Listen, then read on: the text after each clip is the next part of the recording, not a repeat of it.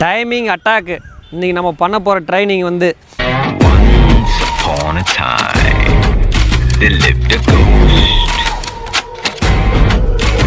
First நம்ம டைமிங்காக practice பண்ண போகிறது வந்து ஸ்டாண்டிங் ஸ்ட்ரோக்கு.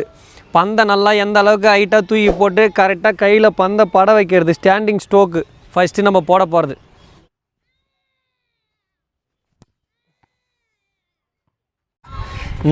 மேக்ஸிமம் நம்ம ஸ்ட்ரோக் போடுறது வந்து 25 பால் கரெக்டாக உங்கள் கையில் பந்து போடுற மாதிரி ஸ்ட்ரோக் போடணும்.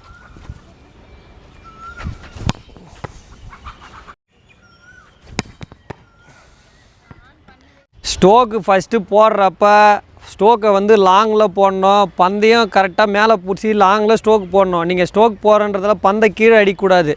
பந்தை ஸ்ட்ரோக்கு கண்ட்ரோலாக கரெக்டாக வரணும்னா நம்ம பந்தை லாங் ஸ்ட்ரோக் போட்டு தான் பழகணும். பந்து அதே போல் எவ்வளோ ஹைட்டு போடுறோமோ அந்த ஹைட்டுக்கு பந்தை போட்டு கரெக்டாக எவ்வளோ ஹைட்டு வந்தாலும் பந்தை கரெக்டாக பிடிக்கணும்.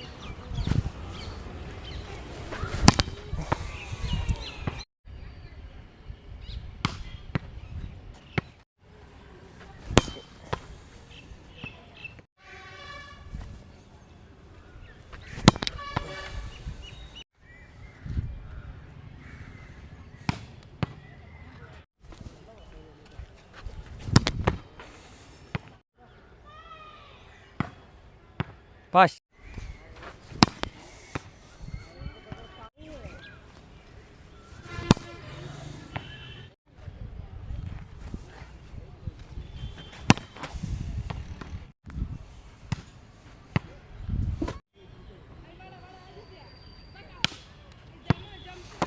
ரெண்டாவது வந்து செல்ஃப் பால் அட்டாக்கு. பந்தை தூக்கி போட்டு கரெக்டாக டைமிங்கில் அடிக்கிறது.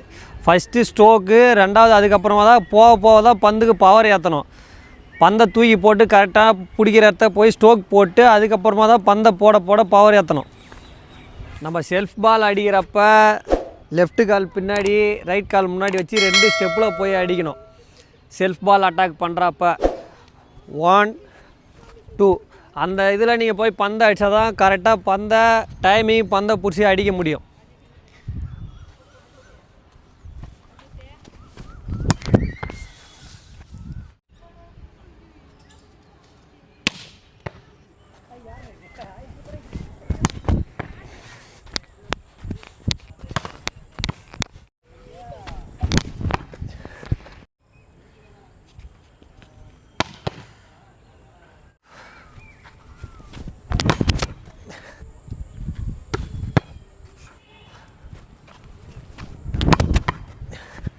போடும்போது டாஸ் பண்ணும்போது பந்தை நல்லா வாட்ச் பண்ணு. நெட்டு கீழே இறங்கக்கூடாது. நெட்டுக்கு மேலே பந்தை பிடிச்சி அடி. அப்போ தான் தெரியும் பந்து எந்த அளவுக்கு நம்ம மேலே பிடிச்சி அடிக்கிறேன்ட்டு.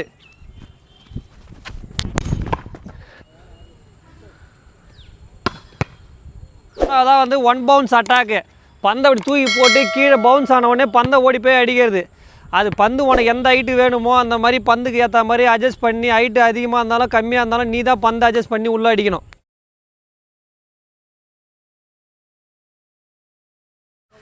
வேறு பந்தை கரெக்டாக தூக்கி போட்டு பந்தை அட்ஜஸ்ட் பண்ணி தட்டு. பந்து ஹைட்டு இருந்தாலும் ஹைட்டு இல்லைனாலும் நீ தான் அதை மேனேஜ் பண்ணணும். புரியுதா? அப்போ தான் நம்ம கையில் அந்த ஸ்ட்ரோக்கும் உக்காரோம். நம்ம பந்தை அடிக்க போகிறப்போ ஹைட்டு கம்மியாக போட்டாலும் ஹைட்டு அதிகமாக போட்டாலும் நம்மளால் பந்தை அடிக்க முடியும். டைமிங் பந்தை பிடிச்சி நான் பந்து போட்டு ஹைட்டே ஏறலன்னு சும்மா நிற்கக்கூடாது. நெட்டுக்கு மேலே பந்து போனாலே அடிக்கணும்.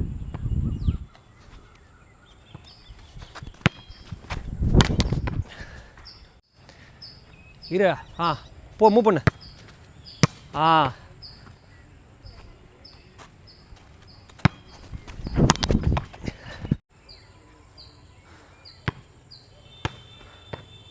டைமிங் போய் பந்து பிடிக்கிறதுக்காக தான் ப்ராக்டிஸ் பண்ணுறது.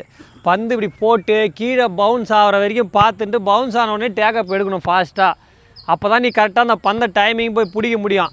நீ பந்தை போட்ட உடனே கூடயே போனோன்னா பந்தை அடிக்க முடியாது. பந்தை நீ நல்லா வாட்ச் பண்ணணும். பந்து போட்டு கீழே குத்தினோடனே தான் பந்துக்கு நீ போய் மூவ் பண்ணணும்.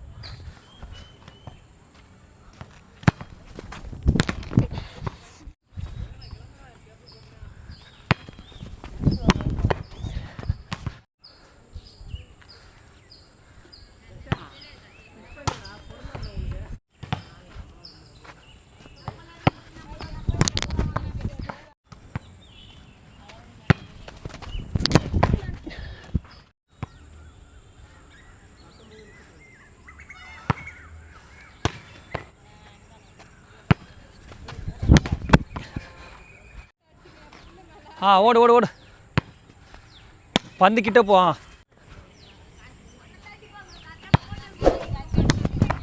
வந்து நம்ம சிங்கிள்ஸ் மேட்ச் விளாட்றப்ப 2 டச்சு நம்மளே நிறுத்திட்டு 3வது டச்சு நம்ம அடிப்போம்ல, அந்த மாதிரி அடிக்கிறது. நம்மளே செல்ஃபாக ஃபிங்கரில் பந்து தூக்கி போட்டு நம்மளே அட்டாக் பண்ணுறது.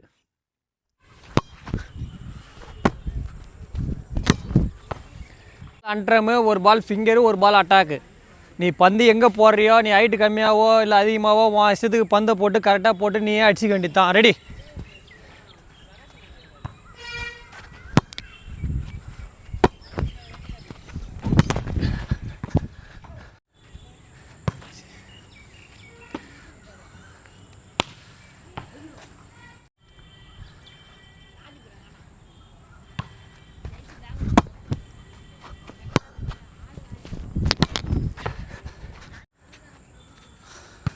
Finger, attack.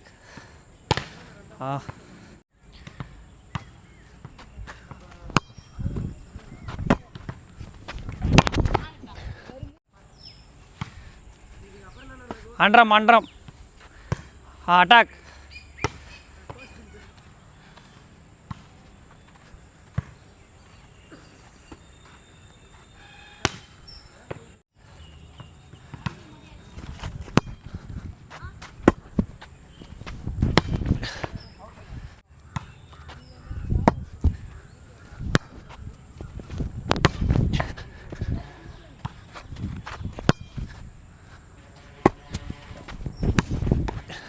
ஸ்டாண்டிங் ஸ்ட்ரோக்கு, 2வது செல்ஃப் பால் அட்டாக்கு, 3வது பவுண்டிங் பால் அட்டாக்கு, 4வது நம்ம 3 டச்சு நிறுத்தி பந்தை அடிக்கிறது. இது எல்லாமே தனித்தனியாக வேறு ஆங்கிளில் வந்து நம்ம பந்தை பிடிச்சி அடிக்கிறது.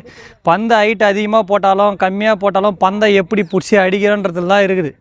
நீ பந்தை கரெக்டாக டைமிங் கொடுத்து அடிக்கணும். நம்ம இந்த ப்ராக்டிஸ் பண்ணுறோம், 2 நாள் 3 நாள் பண்ணுறோன்னா மேக்ஸிமம் ஒரு 25 பந்தாச்சு பண்ணோம். நம்ம ஒரு செட்டு எத்தி பாயிண்ட் விளாட்றோமோ, 25 ஒரு செட்டுக்கு 25 பாயிண்ட் நம்ம விளாட்றோன்னா அந்த பாயிண்ட்டுக்கு ஏற்ற மாதிரி நம்ம ப்ராக்டிஸ் பண்ணணும். அப்போ தான் அது கரெக்டாக நம்மளுக்கு ஸ்ட்ரோக்கோ இல்லை நம்ம பவராக அடிக்கிறது, டைமிங்கில் பந்தை பிடிக்கிறது எல்லாம் நம்மளுக்கு கரெக்டாக வரும்.